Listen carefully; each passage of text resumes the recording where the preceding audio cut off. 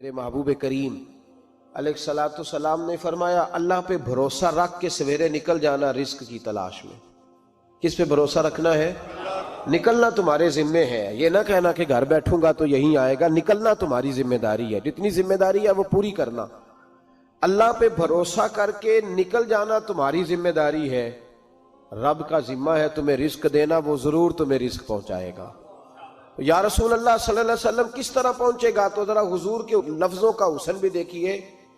نبی پاک صلی اللہ علیہ وسلم نے فرمایا جس طرح موت تمہیں ڈھونڈ لیتی ہے نا کہ تم کہاں موجود ہو، جب وقت آتا ہے تو انسان پاکستان میں ہو تب بھی آ جاتا ہے، جدہ میں ہو تب بھی آ جاتا ہے، مکہ میں ہو یا مدینہ طیبہ میں وقت پھر بھی آ جاتا ہے۔ فرمایا جس طرح موت تم جہاں بھی ہو تم تک پہنچ جاتی ہے نا، اس طرح تمہارا رزق بھی تم جہاں موجود ہوتے ہو اللہ وہاں پہنچا دیتا ہے، پہنچا دیتا ہے۔ تو یا رسول اللہ صلی اللہ علیہ وسلم کس انداز میں؟ تو فرمایا نکل جانا تمہاری ذمہ داری ہے۔ فرمایا سویرے پرندے بھی نکل جاتے ہیں اور شام کو جب لوٹتے ہیں تو اللہ انہیں پیٹ بھر کے روزی عطا فرماتا ہے، حالانکہ ان کو نہیں پتا ہوتا ہمارا کارخانہ کہاں ہے، ہم نے کہاں جا کے مزدوری کرنی ہے، ان کو نہیں پتا ہوتا کہ ہمارا دفتر کہاں ہے، ہم نے کس آفس میں بیٹھنا ہے، ان کو نہیں پتا ہوتا کہ ہم نے کہاں جا کے مال خریدنا ہے اور کہاں سے ہم نے پھر اس کو دوبارہ بیچنا ہے، انہیں خبر نہیں ہوتی۔ اللہ پہ بھروسہ کر کے نکل جاتے ہیں۔ نکلنا تو تیرے ذمے ہے کہ نہیں؟ فرمایا وہ تو ڈیوٹی کر، شام کو اللہ جو رب پرندوں کو روزی دیتا ہے وہ تجھے بھی عطا فرمائے گا۔ ایک بات اپنے ذہن میں یاد رکھ لیں، رٹ لیں کہ جو میرے لیے بہتر تھا میرے رب نے مجھے دے دیا ہے، تو بات ختم ہو گئی۔ بس وصل اچھا ہے نہ فراق اچھا ہے، یار جس حال میں رکھے وہی حال اچھا ہے۔ بس جو میرے حق میں بہتر تھا میرے رب نے مجھے، مسئلہ یہ ہے کہ تو اس پہ راضی ہونے کو تیار نہیں۔ حضرت علی کرم اللہ تعالی وجہ الکریم نے میرے نبی پاک کی ایک حدیث بیان کی ہے، اور جناب علی جب یہ حدیث بیان کیا کرتے تھے تو حضرت مجاہد فرماتے ہیں یوں لگتا تھا کہ جیسے حضرت علی ہمیں ہر پریشانی سے نکال رہے ہیں۔ مولا علی شیر خدا رضی اللہ تعالیٰ عنہ فرماتے ہیں کہ مجھے میرے نبی پاک صلی اللہ علیہ وسلم نے ایک طریقہ دیا تھا ٹینشن فری ہونے کا۔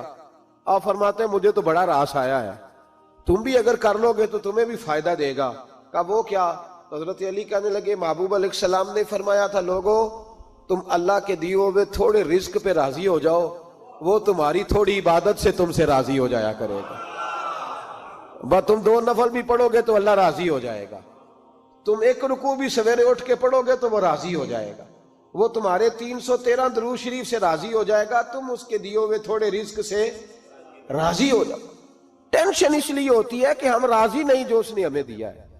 وہ حل میں مزید کی جو دوڑ ہے نا، حل میں مزید کی، بے قدرہ کچھ قدر نہ جاتی، کیتی خوب تسلی ہو، دنیا دار پجاری زر دے، کتیاں دے گل ٹلی ہو، بک بک روشن اکھیاں تکیو ویکھ حویلی کلی ہو، تے کوچ نصیر اساں جد کیتی پہ جانی تھر تھلی ہو۔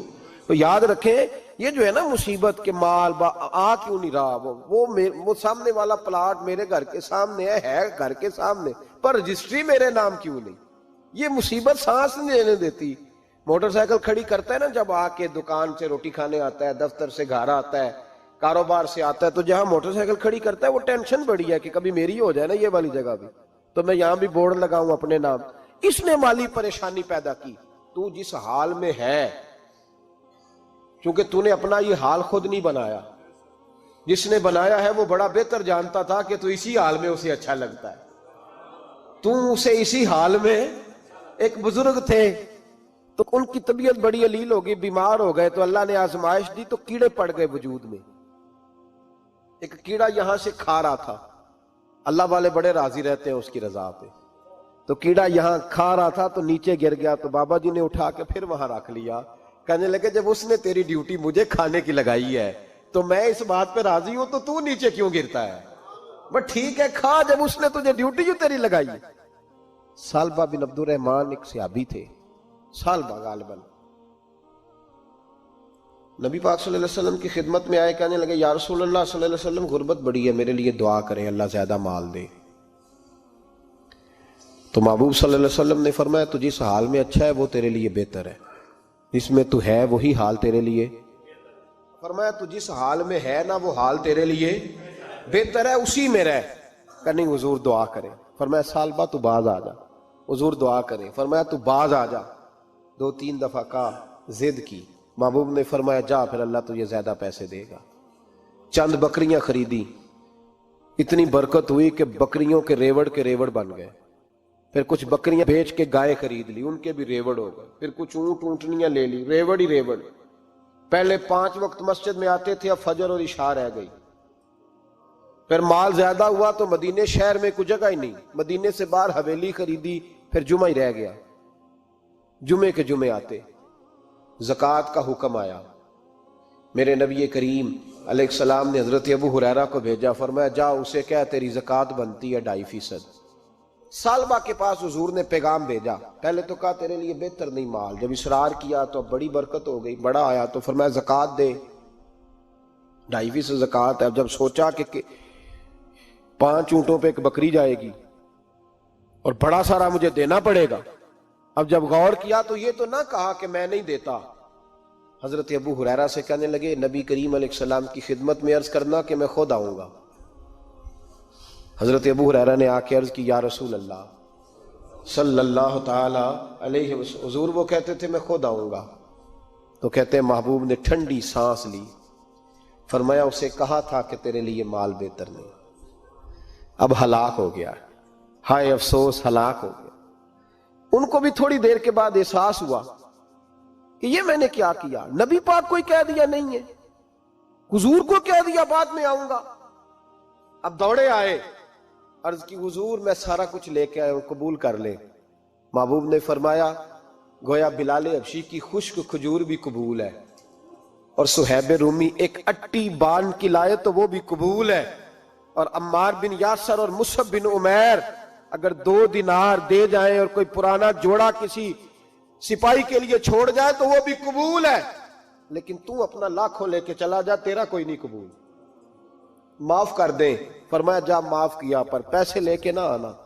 اگلے سال پھر آئے، بندے ہوئے ہاتھ ہیں، محبوبہ میں دولت کا کیا کروں گا، آگ لگانی ہے، قبول کر لیں۔ فرمایا تو لے جا، تیرا نہیں قبول، گرا جو ان کی نگاہ سے وہ سنبھل نہیں سکتا۔ حضور نے وصال ظاہری کیا تو جناب صدیق اکبر کے پاس آئے، لاکھوں کا مال، ابو بکر قبول کر لو، تو جناب صدیق اکبر کہنے لگے اس کا کر لوں جس کا نبی نے نہیں کیا، چل جا کوئی نہیں چاہیے۔ حضرت عمر کے زمانے میں قحط پڑ گیا، بارشیں نہیں ہوتی، غلہ نہیں ملتا، حالات خراب ہے، مالی طور پہ بحران آ گیا، غربتیں، مجبوریاں، تکلیفیں، آ کے روئے، عمر میرا قبول کر لو، مجھے معافی تو مل گئی تھی نا۔ فرمایا معافی اپنی جگہ پہ، پر جس کا مصطفیٰ نے قبول نہیں کیا۔ بہت سارے لوگوں کو پتہ ہی نہیں کہ ان کا قبول ہی نہیں ہوا، اور وہ الجھے ہوئے، انہیں خبر ہی نہیں کہ اصل بات کیا ہے۔ فرمایا جس کا مصطفیٰ کریم نے قبول نہیں کیا، اب ہیرے اور جواہرات بھی لے کے آئے تو بھوکے مریں گے، پر اس کا قبول، اس بات پہ راضی رہو جس حال میں اللہ نے رکھا ہوا، اس حال میں راضی رہو۔ یہ جو مصیبت ہے نا دیکھنی کہ وہ بھی میرے پاس، تمہیں کیا پتا، کبھی پوچھ تو صحیح اس سے وہ کس مصیبت کا شکار ہے، جو مالی طور پہ بڑا امیر ہے، تو اس کی طرف دیکھ کے اپنا دل برا کرتا ہے۔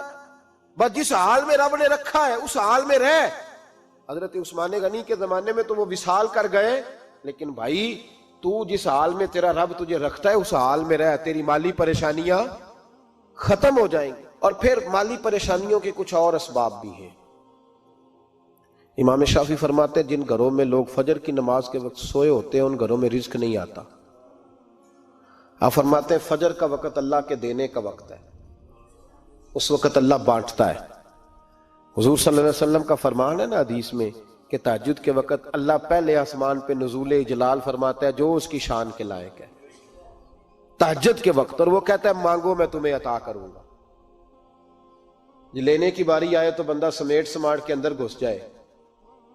ہمارے ہاں یہ ہوتا ہے کہ عشاء کے بعد بچے بیٹھتے ہیں موبائل لے کے، تہجد کا وقت آتا ہے تو ان کی آنکھیں بند ہونی شروع ہوتی، تو لینے کے وقت تو سویا تھا، تیرا مسئلہ کیسے حل ہوگا؟ بھائی جب کوئی آدمی خیرات بانٹ رہا ہو تو جو پیالہ پیچھے کر لے اسے ملے گا؟ کہتے اس وقت آنا جب میں بانٹ رہا تھا، اب تو کدھر آ گیا ہے؟ مثال دے رہا ہوں. تو فجر کا وقت مانگنے کا ہے، تو ساری رات تو گزر گئی گیمیں کھیلتے، ٹی وی دیکھتے، اور جو لینے کا وقت تھا تو سو گیا، تو کیسے آئے گا تیرے پاس؟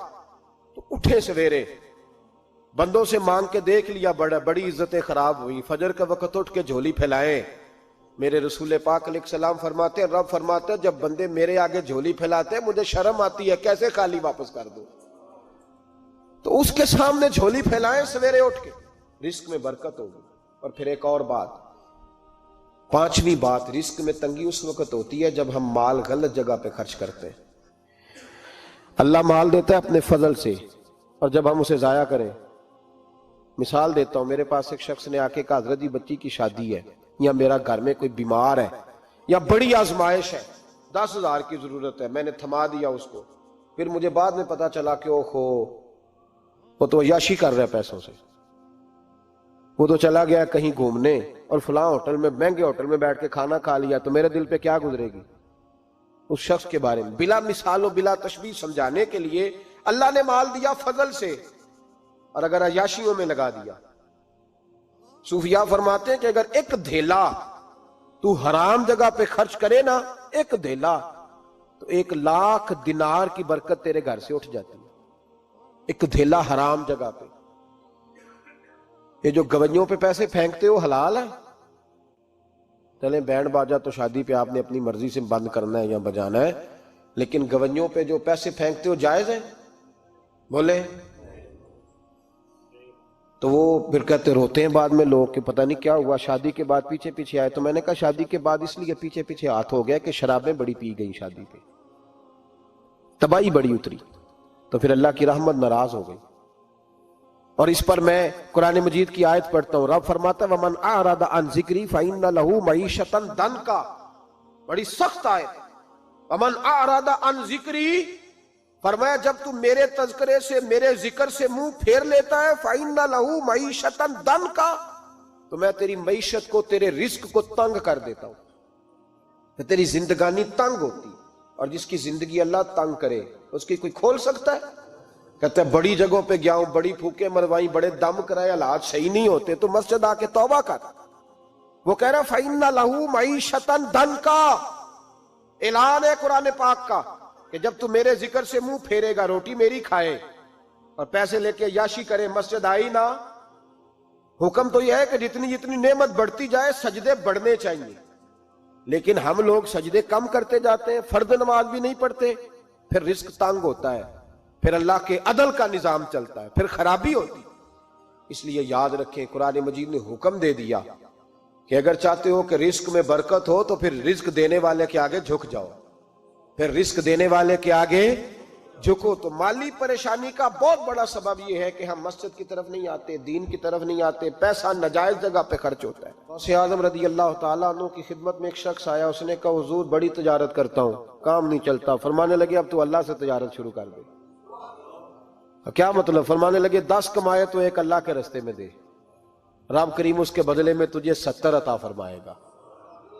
اس نے کہا حضور اس طرح کروں؟ فرمایا تو یہ کر کے دیکھ، عبد القادر جیلانی وعدہ کرتا ہے اللہ تیری مدد کرے گا. غلام کہتے ہیں وہ 6 مہینے کے بعد آیا.